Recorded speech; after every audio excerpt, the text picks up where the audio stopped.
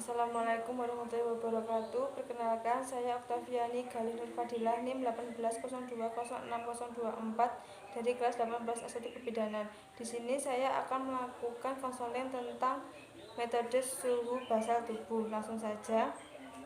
Selamat siang, Bu. Perkenalkan, saya Bidan Okta. Di sini nanti saya akan memberikan konseling tentang metode suhu basal tubuh. Sebelumnya, ini dengan Ibu siapa? Iya.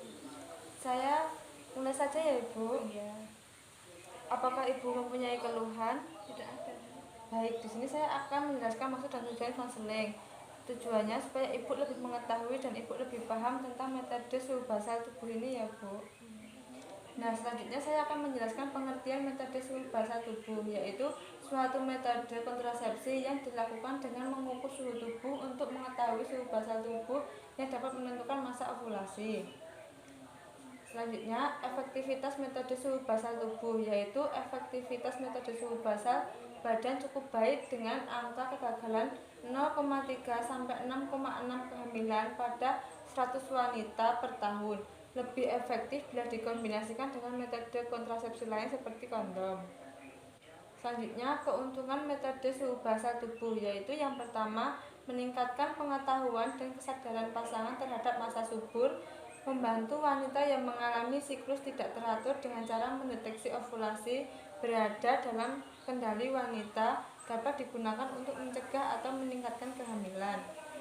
Keterbatasan metode suhu basal tubuh, yaitu yang pertama, membutuhkan motivasi, perlu diajari oleh spesialis keluarga berencana alami. Yang ketiga, membutuhkan masa pantang yang panjang atau lama. Selanjutnya, teknik pengukuran metode suhu basal tubuh. Yang pertama, umumnya digunakan untuk termometer khusus dengan kalibrasi yang diperbesar, atau jika tidak tersedia, gunakan termometer merkuri ya, Bu. Yang kedua, pengukuran suhu tubuh melalui oral selama 3 menit, rektal dan vaginal selama 1 menit.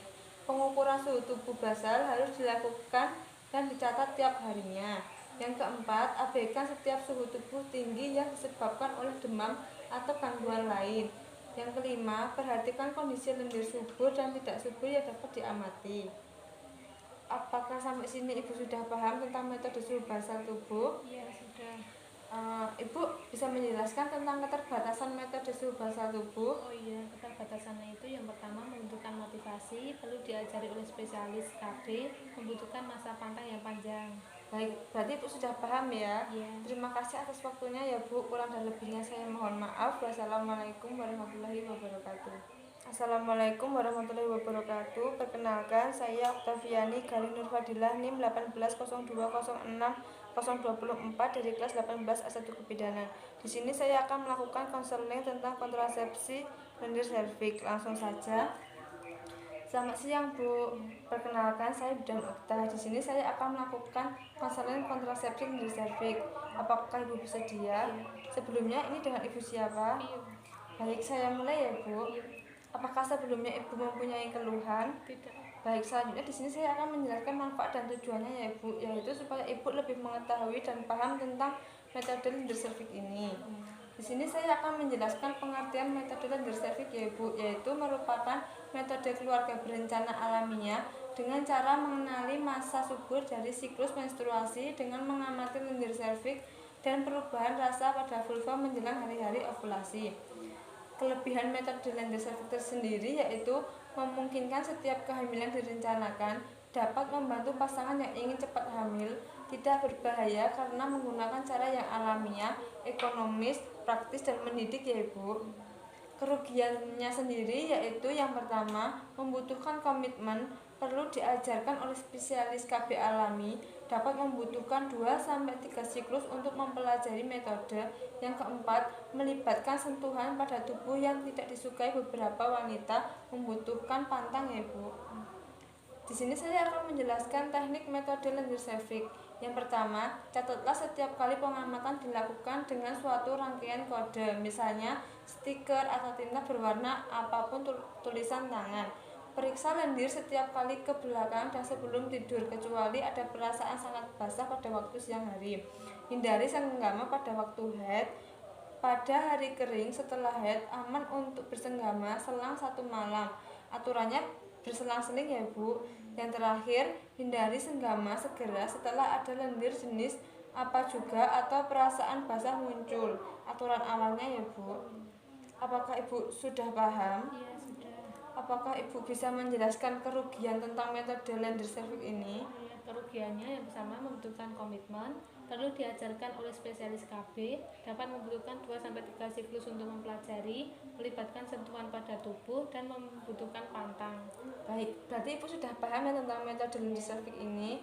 Baik, kalau begitu terima kasih atas waktunya ya Bu. Kurang dan lebihnya saya mohon maaf. Wassalamualaikum warahmatullahi wabarakatuh.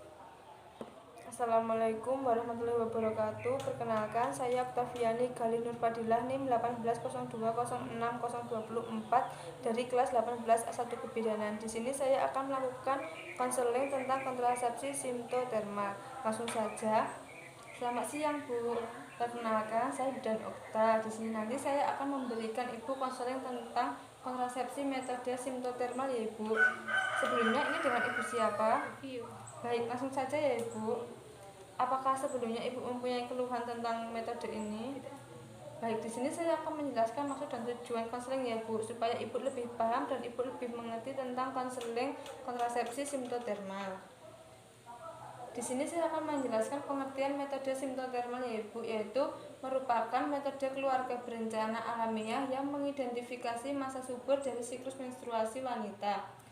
Kontraindikasi pada metode simptotermal sendiri yaitu tidak ada komitmen antara pasangan suami istri untuk menggunakan metode simptotermal.